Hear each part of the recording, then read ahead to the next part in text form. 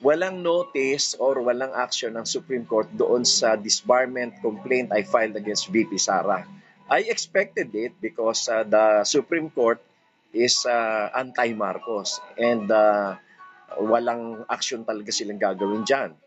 And pero sa akin, dahil Marcos loyalist ako, ang bilis-bilis nilang mag-decide. And even for a much lesser offense, dinisbar nila ako ng mabilis. Dahil kasi Marcos loyalist ako. Ang Supreme Court kasi ano yan political din. So ngayon may disbarment case kay Sara, may disbarment case kay former President Duterte. Hindi kikilos ang Supreme Court kasi most of them are appointees of former President Rodrigo Roa Duterte.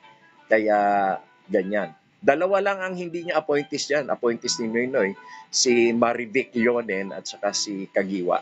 No?